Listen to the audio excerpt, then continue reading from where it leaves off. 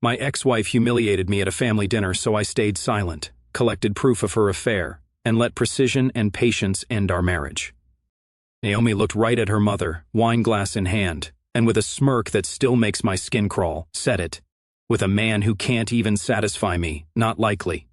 She even giggled afterward, like it was a harmless joke, like she hadn't just sliced my dignity open in front of her parents, her siblings, my in-laws, her friends, the entire damn room. Fork stopped moving. Her father's face tightened. One of her cousins gasped like we were on a live reality show. And there I was, staring into the flickering candlelight, hearing the blood rush in my ears like a broken fire alarm. I didn't shout. I didn't curse. I just stood up, pushed my chair back, and walked straight out into the freezing night air without looking back. My legs were moving before my mind even caught up. Somewhere behind me, someone said my name, but I didn't stop. 5 steps down the front walkway, I heard the door creak open. Then a voice. Dylan, Marcus. I turned. He looked pale, not shocked, guilty. His hands were in his pockets, but his shoulders looked like they were carrying bricks. She crossed a line tonight, he said quietly, not even trying to defend her. Then he looked up and added, I saw her last week with her ex. There it was, no warm-up, no polite hesitation, just that. I didn't flinch. Maybe I should have. Maybe a man is supposed to yell, punch something, cry, demand details. I didn't do any of that. Where? I asked. My voice came out low, like someone else was speaking. Outside a hotel in Millbrook. They were close, holding hands, laughing. I saw her kiss him before they walked inside. That kiss, that image landed harder than the dinner table blow. In a single breath, everything Naomi had been doing for months rearranged itself in my head like puzzle pieces locking into place. The late meetings, the mood swings, the petty cruelty served cold and dressed in sarcasm. Suddenly, I wasn't just a husband dealing with distance. I was a walking punchline in a private joke she shared with another man. I didn't say anything for a moment, just stood in the dark while a distant car passed by, and the wind bit through my sleeves. Can you prove it? I asked. Dylan hesitated, then nodded once. Yeah, I took photos. I didn't know what to do with them, but after what she just pulled in there, that was it. The spark, the match strike soaked, with no anger yet. Just the beginnings of a different kind of fire. The kind that doesn't burn loud, but hot, strategic, clean. If you've read this far, thank you. And if you're one of the 98% listening without subscribing, I would be insanely grateful if you did. It's a small thing, but it helps us inch closer to our first 10,000 subscribers and motivates the team to keep going all in on these stories. Back on that porch, I turned back toward the front door. I could hear laughter from inside, someone pretending nothing had happened. Naomi, probably always good at the pivot. I realized then she had humiliated me with purpose, not just to feel powerful, but to make me feel small. She wanted to provoke me, but she never expected this version of me to walk out, and the funny thing, neither did I. The porch light flickered above us, casting that sickly orange hue on Dylan's face, which looked 10 years older than it had an hour ago. He sat down on the steps like his knees gave out, and for the first time since I had known him, since college parties and Sunday football, he couldn't meet my eyes. She had been doing this for a while, man, he said, voice low and fast, like someone trying to confess before they lost the nerve. It wasn't just some lunch or bump in at a grocery store. I didn't speak. I just sat next to him, let the cold gnaw at my hands while he unspooled the rope. Last Thursday, I was grabbing takeout at that Thai place on 6th near the Marriott, he began. I saw her across the street. She didn't see me. She was walking out of the lobby with him. He rubbed his palms together, a nervous tick. She wasn't just smiling, she was beaming like the version of her that disappeared 2 years ago. I still didn't speak. They were holding hands. He kissed her neck. They looked like a couple, Marcus, not like two people sneaking around, like they belonged together. There it was. Not just a fling, not just sex, intimacy, that brand of quiet ownership you can't fake. That's what she gave him, what she stopped giving me long ago. I exhaled slowly and finally turned to him. Can you prove it?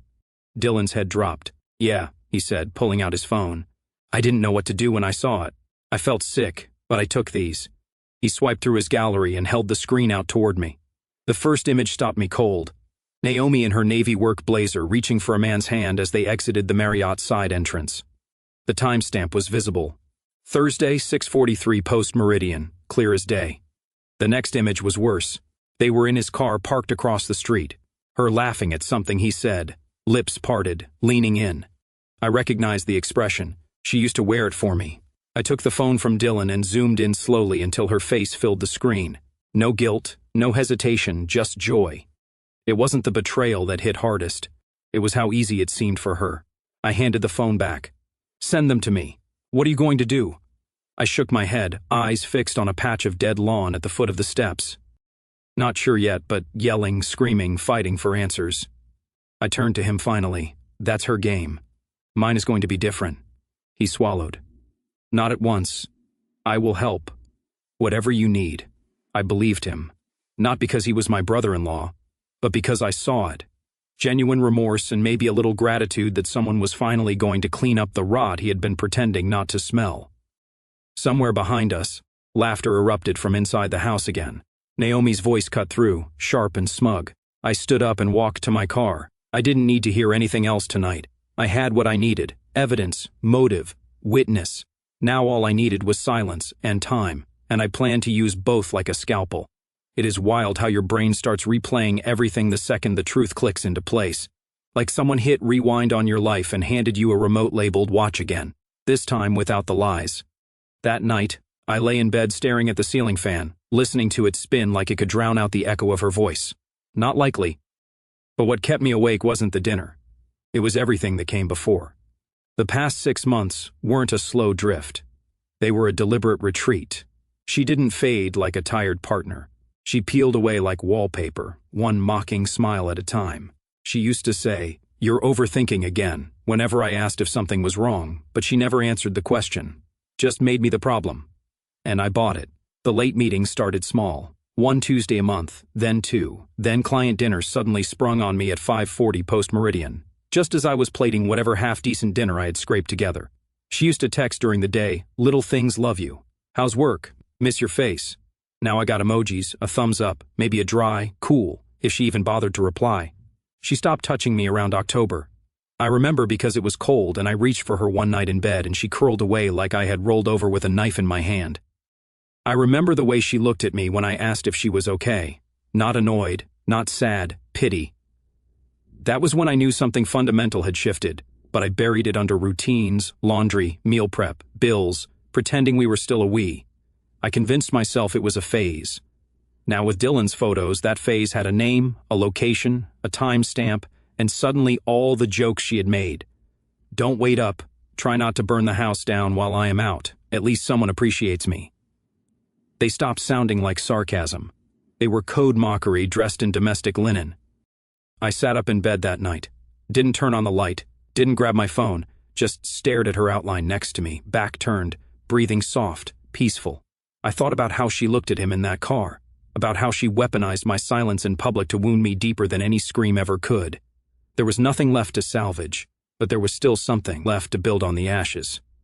I walked into my home office, closed the door, and opened my old leather-bound notebook, the one I used back when I was launching my business, making plans nobody believed in, the one I hadn't touched since we settled down. I wrote one line at the top of the page: "When in silence, destroy without raising your voice." Then I made a list: separate finances, lock down passwords, check her credit card history, back up everything, photos, messages, receipts, attorney. I added a final bullet but left it blank. I would fill it in later. I wasn't planning a divorce yet. I was planning truth. Not the kind that screams in courtrooms. The kind that hits in silence, like a surgical strike. Because you don't dismantle a lie with rage. You dismantle it with reality. Slow, calculated, undeniable. And I wasn't angry anymore. I was clear. The next morning I woke before Naomi. I heard the water running in the bathroom, her humming something tuneless behind the door. She always did that. Hummed when she thought she was safe. I sat at the kitchen table, mug of coffee untouched, laptop open, cursor blinking in a document titled Exit Strategy. By 8:07 ante-meridian, I was on the phone with a law firm, not a high-profile one, nothing flashy, just a boutique practice 3 towns over that specialized in silent separations for high-net-worth individuals.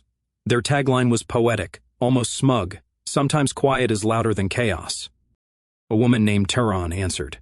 Calm voice, no fluff. "I am not filing yet," I told her. "I am just preparing quietly."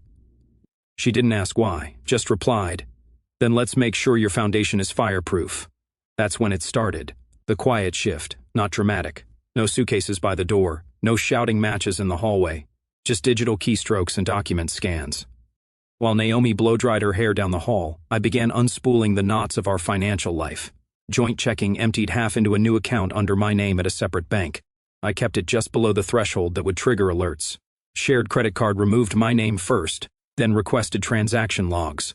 No confrontation, just paper trails. Amazon household account disabled. Apple ID sharing terminated. Then came the passwords.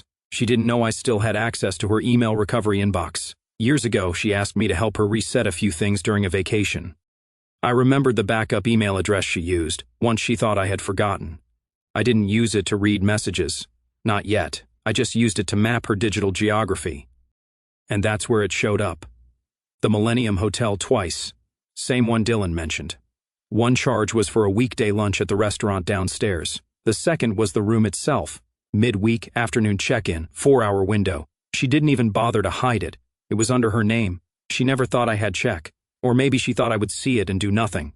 I backed up everything. Every billing statement, calendar entry, phone bill. Made copies of the household documents too. Deeds, insurance, loan terms.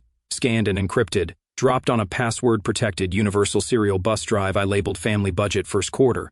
I even created a folder on my cloud storage named Taxes and hid everything inside it because nothing screams invisible like something labeled 2021 Form 1099 MISC. Then I installed a clean operating system on my old laptop and formatted a burner phone I kept in the garage for emergencies. No one knew that number existed, not even Naomi. I synced it with nothing. It would serve one purpose, the extraction phase. By the time Naomi walked into the kitchen and said, "No breakfast today," I was logged out of everything and smiling.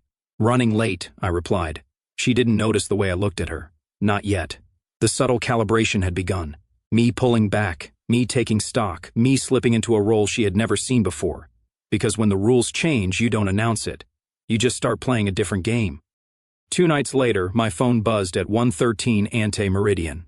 Naomi was fast asleep, curled up like a content house cat, while I was in the garage with the overhead light off, sitting in the driver's seat of my old truck, staring at my inbox.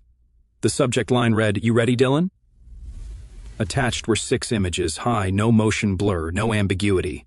I opened the first one and felt my chest tighten, not from shock, but from confirmation. Naomi was stepping out of the side entrance of the Millennium Hotel. Not in business attire, not in a rush, just casual loose hair, no wedding ring. She was laughing. Her hand was in the crook of his arm. The second photo showed her outside his car, a sleek black sedan, same one she used to call cheap and midlife crisis wife back when she was still pretending to hate him. She leaned into the open door, laughing again. Too close, his hand on her hip. Third photo, the door closing behind them as they entered the hotel. Timestamp, 2:46 post-meridian, a Tuesday. I enlarged it, studied her face. The same face that once lit up at my stupid jokes. The same eyes that used to hold mine across crowded rooms. But in that frame, she wasn't just gone. She looked happy. I didn't feel rage, not anymore. Just a deep, unnervingly steady pulse of clarity. She was already gone. Had been for a long time. The version of Naomi I married didn't exist anymore. She devolved into something else. Something colder, sharper, self-righteous, and slippery. She didn't just cheat. She erased me while smiling. I went back inside the house, booted up the laptop, and dropped the photos into a folder titled, "Read Me Private." Then I added a few extras, screenshots of the hotel bookings from her credit card history, a calendar entry she didn't delete, a receipt for room service, 2 entrees, 1 bottle of Merlot, all time-stamped, all real. I printed the best 3 images, chose the ones with the clearest angles, not sexual, just intimate, worse, the kind that told a bigger truth than any bedroom shot could. She wasn't just cheating, she trusted him. That trust was what burned most. I slid the photos into a large manila envelope. Inside, I added a printed note. "Naomi, read this alone." Then ask yourself, did I really think he'd never find out? M. On the front, I wrote in black marker, "For Naomi. Read alone." No threats, no guilt trip, no theatrics, just evidence, just truth and a whisper of something she'd never see coming. Not yet. The restaurant was one of those old money places that served steak so tender you could slice it with a butter knife, and waiters, who called everyone sir or ma'am like their salaries depended on it. Private room, 12 guests, linen napkins folded like origami on top of each charger plate.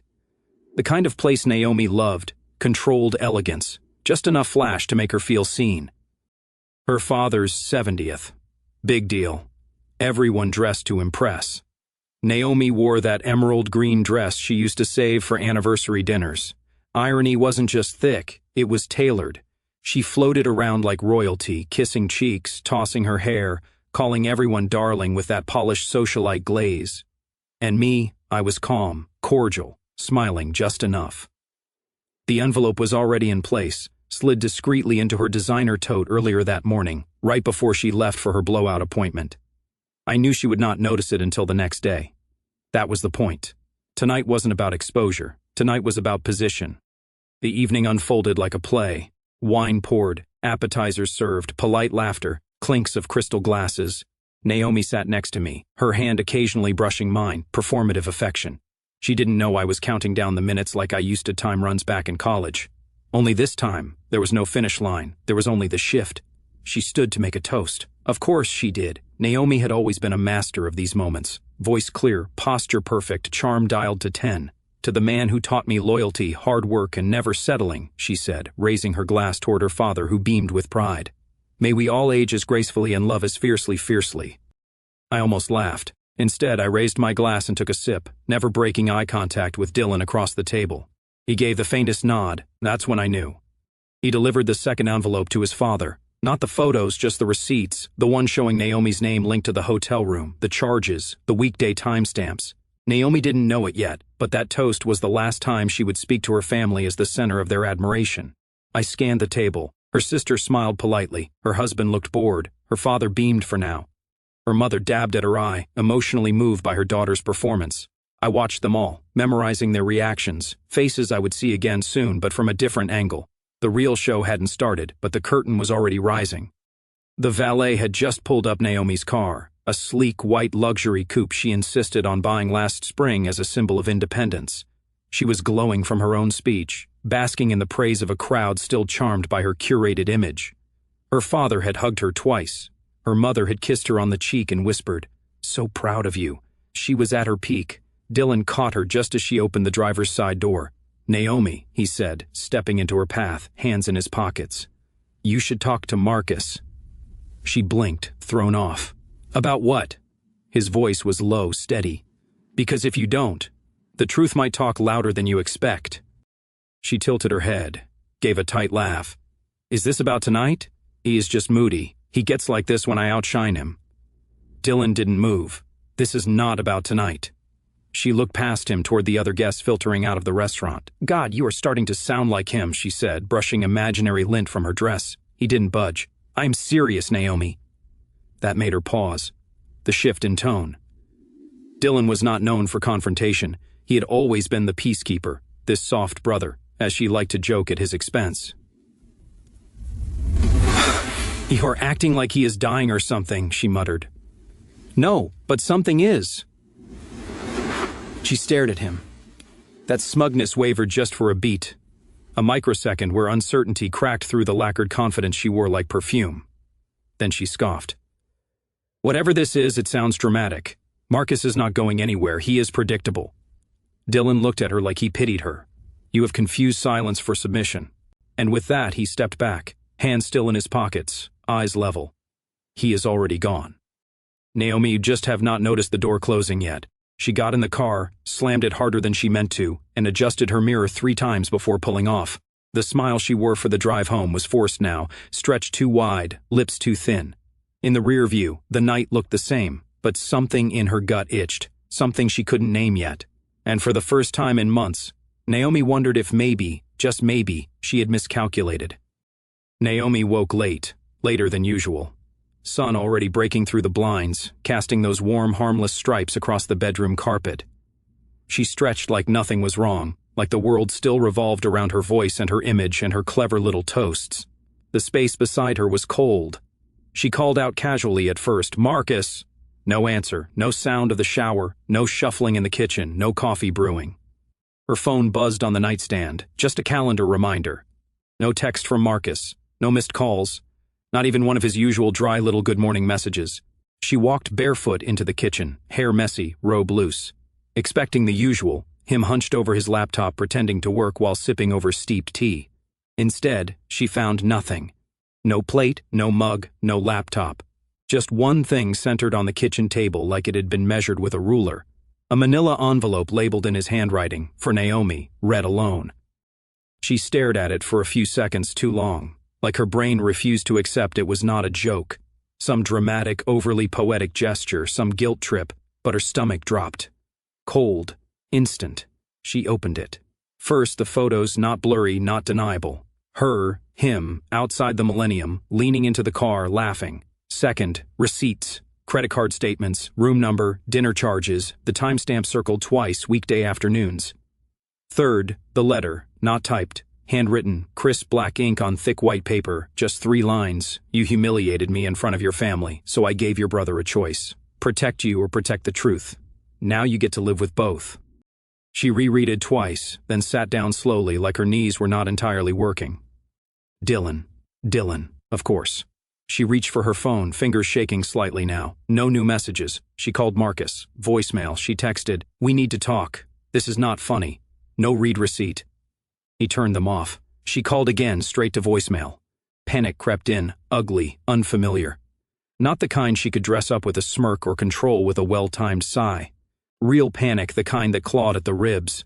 She called Dylan. He declined. She called again. Nothing. Suddenly, the silence of the house was not peaceful. It was hostile. Every tick of the wall clock sounded louder. The empty chair at the dining table felt like a spotlight. She ran upstairs, checked his closet, half empty, checked the garage. His truck was gone. She turned back to the envelope, heart thudding now. Naomi had always believed control came from volume, from presence, from being sharper, quicker, more charming, louder. But this was not loud. This was surgical. And that terrified her in a way no shouting match ever had. She tried him 12 more times that day. First with urgency, then with rage, then with tears. Each call went straight to voicemail. Each message was left unread. Her last one was the weakest, just 2 words, "Please talk." Still nothing.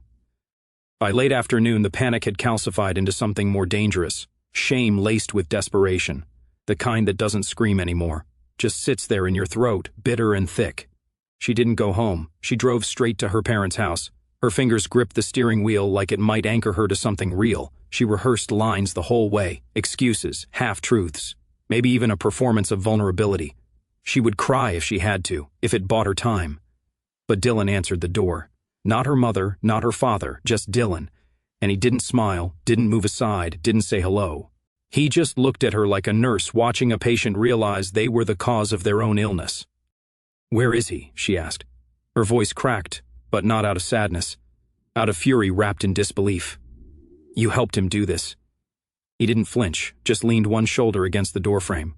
"You should talk to Mom and Dad," he said. They opened the envelope. Her breath caught. "You gave it to them. They deserve to know who they were clapping for last night." She took a step forward. He didn't move, still blocking the entrance. "Why didn't you stop him?" she snapped. Dylan looked at her, tired now. Not angry, just done. "I didn't stop you either." Silence. He let that hang in the air until it sucked the oxygen right out of her lungs. Her eyes darted behind him. She could hear faint voices from the living room. Probably her parents, maybe her sister, the whole inner circle. And they knew. They knew now. "Does Dad think less of me?" she asked almost in a whisper. Dylan blinked. "He thinks less was all you ever gave Marcus." And then, like a doorman of a club she no longer belonged to, he gently, almost politely, closed the door in her face. She stood there for a moment, staring at the grain of the wood, trying to process what had just happened. Naomi always believed her charm could fix anything, that she could talk her way through any mess, gloss over any crack. But there was no stage left. No one left to clap. Only the echo of her choices and the growing understanding that this time she could not dress the wound with a well-timed smile. The collapse was not loud. It was complete. The restaurant was dim, quiet, tucked inside a side street with no sign out front. Just a single copper lantern flickering above the door.